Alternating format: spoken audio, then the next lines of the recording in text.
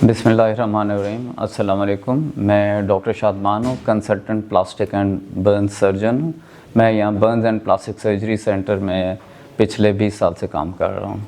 ठीक है। और यहाँ पे जो हम पेशेंट ट्रीट करते हैं वो स्पेशली बर्न से रिलेटेड जो झुलसे हुए मरीज़ हैं, मुख्तलिफ़ वजूहात की बिना पे जो हमारे पास आते हैं, और बाकी जो है नौज़ायदा बच्चे जिनके पैदाइशी नक्कास होते हैं और जो कैंसर के पेशेंट्स होते हैं उनकी ट्रीटमेंट और सर्जरीज़ वगैरह ये होती हैं।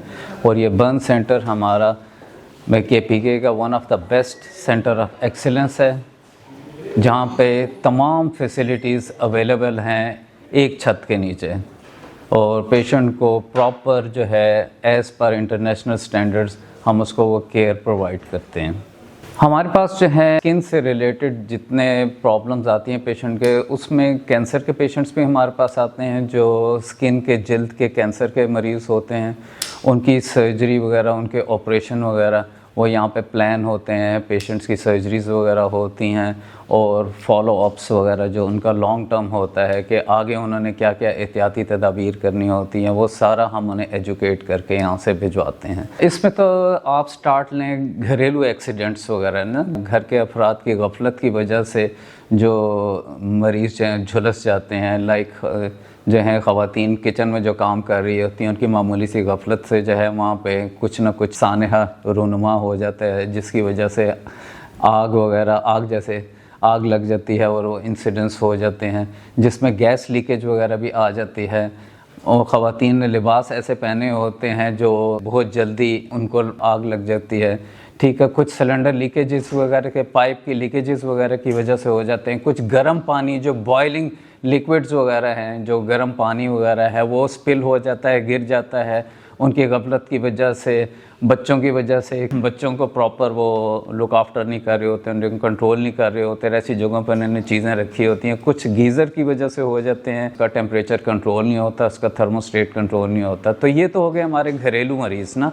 कुछ होते हैं इंडस्ट्रियल जो हमारे कारखानों वगैरह से आते हैं, और वहाँ पे वो प्रॉपर SOPs जो हैं फ़ॉलो नहीं होती। SOPs, पहली बात है कि SOPs बनी नहीं होती। अगर SOPs बनी होती हैं तो उनकी इम्प्लीमेंटेशन या उनको फॉलो नहीं किया जाता। हाँ, कि फ़ायर एस्केप प्लान वहाँ पे नहीं होता, वहाँ पे फायर एक्सटिंग्विशर नहीं होगा, और जो इनफ्लेमेबल चीज़ें होंगी जो जल्दी आग पकड़ती हैं वो चीज़ें वहाँ पे अवेलेबल होंगी। डिफरेंट टाइप ऑफ केमिकल्स होंगे जो इनफ्लेमेबल होते हैं, उनको प्रॉपर सेफ्टी मेजर्स के साथ उन्होंने स्टोर नहीं किया होता, तो वह इंडस्ट्रियल एक्सीडेंट्स वगैरह हो जाते हैं। कुछ हमारे होते हैं रोड ट्रैफिक में कि CNG, आपने देखा अब CNG गाड़ियाँ वगैरह आपको चल रही होती हैं, उसमें उन्होंने प्रॉपर SOPs फॉलो नहीं किए होती और सिलेंडर ब्लास्ट और ये केसेस वगैरह आ जाते हैं हमारे पास। और कुछ इंडस्ट्री से ही रिलेटेड होते हैं केमिकल बर्न्स, कुछ ख़ास कीमियाई जो जिस्म पे पड़ जाएं तो जिस्म को बुरी तरह झुलसा देते हैं, जला देते हैं। तो वो भी इंडस्ट्रीज़ वगैरह में, और कुछ हाउस होल्ड होते हैं, लोगों ने घरों में रखे होते हैं, और प्रॉपर सेफ्टी मेजर्स जो हैं प्रॉपर उन्होंने प्रोटेक्शन में रखा था, उससे भी झुलस जाते हैं। तो और लास्ट जो है, जो बड़ी कॉमन है हमारे पास, इलेक्ट्रिक बर्न, जो बिजली की वजह से होते हैं, जो हमारे लाइनमैन वगैरह सफ़र करते हैं, या वो लोग जो इलीगल जो है कनेक्शंस ले रहे होते हैं डायरेक्ट पोल्स वगैरह से और तारों से, उनके भी झुलसे हुए मरीज़ आ जाते हैं। और सबसे कॉम्प्लिकेटेड केसेस जो होते हैं वही पेशेंट होते हैं हमारे। पहली बात तो ये है कि इस पे डिपेंड करता है कि किस वजह से झुलसा है। अगर गर्म पानी से झुलस गया है या आग की वजह से, डायरेक्ट आग की वजह से वो झुलस गया है, तो पहली बात यह है कि उस पर फ़ौरन आपने नलके का पानी जो है, जो आपके किचन वगैरह में, वॉशरूम वगैरह में अवेलेबल होता है, फ़ौरन डाल के उसका टेम्परेचर आपने डाउन करना है जिस जगह पे वो जला हुआ है। ठीक है। और उसको फिर एक साफ़ सुथरी पट्टी से, अच्छा तो ये होगा कि आप उसकी तस्वीर भी ले लें अपने मोबाइल वगैरह से, कि जब आप किसी डॉक्टर से कंसल्टेशन वगैरह करना चाहें तो उसे आप वो एरिया शो भी कर सकते हैं, क्योंकि उसने वो सारी कैलकुलेशन करनी होती है कि कितना परसेंटेज जो है बॉडी का झुलस चुका हुआ है। तो पेशेंट को अच्छी सी साफ़ सुथरी ड्रेसिंग में वो कवर करके वो हॉस्पिटल, नियरेस्ट हॉस्पिटल में ला सकता है। और तीसरी एक चीज़ होती है इन्हेलेशनल बर्न, जो कार्बन मोनोऑक्साइड जो है उसके सांस के ज़रिए फेफड़ों में जाने से पैदा होते हैं। ठीक है।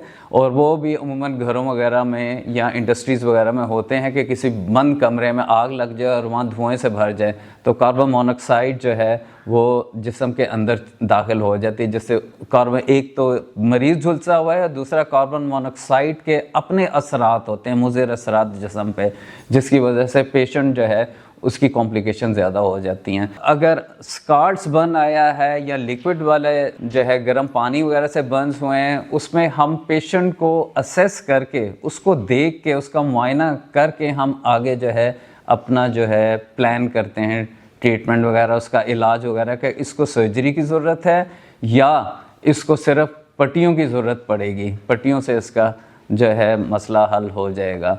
तो अगर ज़्यादा सरफेस एरिया जो है जिस्म का झुलस चुका हो तो उसमें हमें फिर ऑपरेशन की भी ज़रूरत पड़ती है, क्योंकि बिकॉज जो हिस्सा जल चुका हुआ है या मर चुका हुआ है उसे हटाना ज़रूरी होता है, बिकॉज वहाँ पे फिर इन्फेक्शन का रिस्क जो है बढ़ जाता है।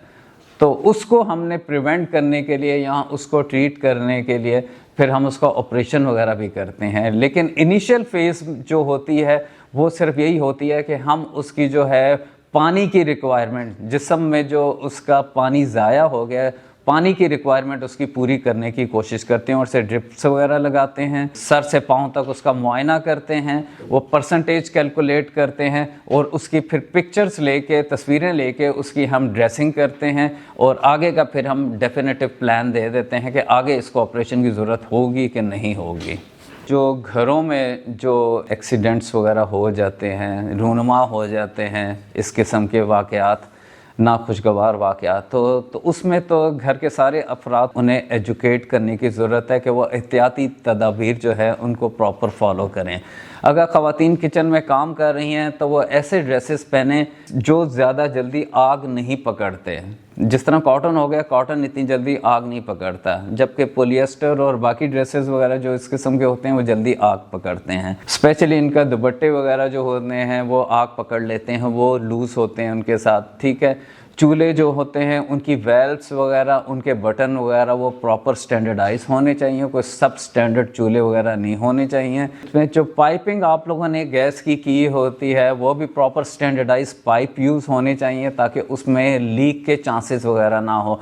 रात को अगर आप सोने लगते हैं तो रात को अपने हीटर आप ऑफ करें और उससे पीछे जो मेन वेल्व है उसको भी आप शट डाउन करें, ठीक है। बिकॉज हीटर के साथ मोस्टली प्लास्टिक के पाइप कनेक्टेड होते हैं जिनकी अपनी एक लाइफ होती है और उनका लीक जो होता है मोस्टली इनसे घर के अफराद से मिस हो जाता है, ठीक है। गीज़र में आपकी थर्मोस्टेट वेल्व होनी चाहिए जिसका एक फ़िक्स टेम्परेचर होना चाहिए, उसका टेम्परेचर ज़्यादा ना हो, बिकॉज अगर टेम्परेचर ज़्यादा हो जाए तो फिर उसके झुलसने के चांसेस हो जाते हैं। बाथरूम में जब आप जाएं तो टेम्परेचर जो है, पहले आप जो है ठंडे पानी का नलका खोलें, उसके बाद फिर आप गर्म पानी का नलका वगैरह खोलें। घर में आप स्मोक डिटेक्टर्स वगैरह लगा लें, वो आपको इंस्टॉल करने चाहिए, आजकल फ्रीली अवेलेबल हैं। एक आध आपका फायर एक्सटिंग्विशर घर में होना चाहिए। तो ये सब एहतियाती तदाबीर हैं जो आप फॉलो कर सकते हैं।